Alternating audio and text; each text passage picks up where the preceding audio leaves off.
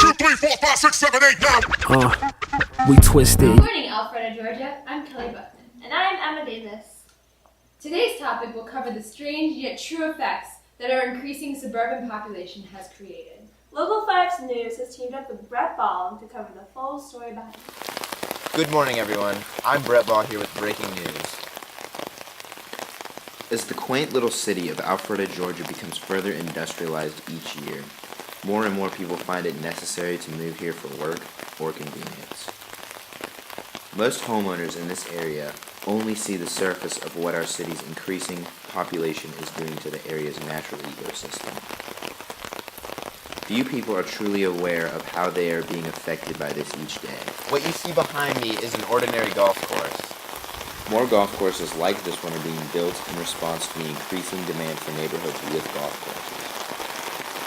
This is inevitably tied to Alpharetta's ever-growing population, as I mentioned before.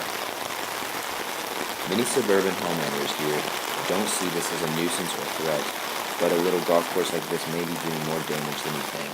The golf course gets fertilized here daily by the workers. Leftover fertilizer that the ground and grass does not absorb gets washed away by rain that flows into lakes, streams, and rivers. This causes excess phosphorus levels in water, which may cause frequent algal blooms, a loss of aquatic wildlife, and worst of all, contamination of your drinking water. The demand of building golf courses due to an ever-growing population doesn't only cause drinking water issues, but also causes a significant loss in wildlife habitat, such as deer, coyote, and turkey populations, which once thrived here. This tragic loss of wildlife area is in response to the deforestation needed to create the golf course. This poses problems for humans as well, such as deer-to-car collisions and possibly coyotes stealing your neighbor's cat. However, it is imperative to know that these issues are not solely caused by community golf courses. Other places like lawns, farms, and gardens all play the same role that a golf course would. Back to you. We will now go to our international correspondent, Emma Davis, to discuss how India is being affected by this on a larger scale.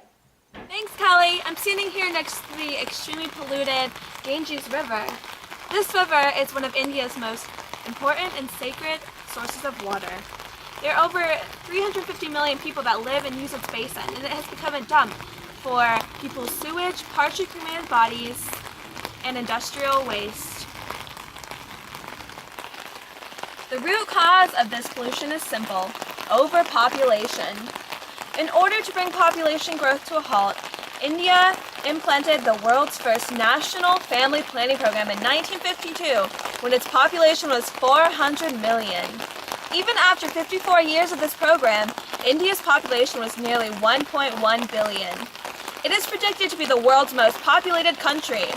The environmental issues, poverty, and malnutrition already present in India will be most likely become worse as a result of the growing population. I'm here at a local Indian shack. Hello, malnourished Indian child. What are your views on the poverty in this country? Well, I think it is very bad. 1 in every 4 people here are poor. Even with all the grains we've reduced, over half the children here are starving. Most of the water we cannot even drink anymore, and the air in the city is thick and smoggy. There are just too many to feed and not enough food. Thank you. The government has tried to push the idea of smaller families for years, but Indian women continue to have an average of 2.9 children. This is mostly because couples need more children to work and help them in old age.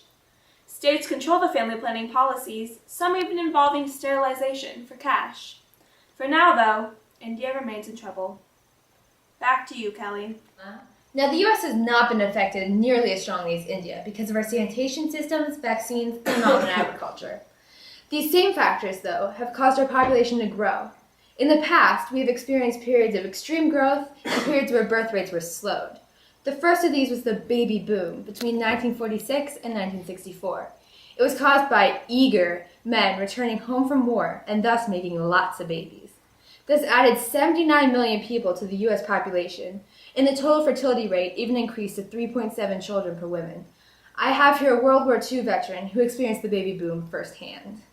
Back in my day, all the soldiers was getting jiggy left and right. Ain't nobody got time for birth control. Wow, interesting. Thank you, sir. After the boom, a bust period followed. That was due mostly to delayed marriage, contraceptive use, and abortion. Women received increased equality in the workplace and began putting their careers before their families. Here is a woman from that era. I was a strong and independent woman. I had work to do. I couldn't afford to have a baby. Thank you, miss. Since population growth has picked back up, it's predicted to increase to 420 million by 2050, which, with the high per capita rate of resource use, could put the environment at risk. Hopefully, though, we can find ways to fix this growing problem. Wow, great work, Kelly. Thank you. Yes, very informative. But our time is up. Local 5 News, signing off.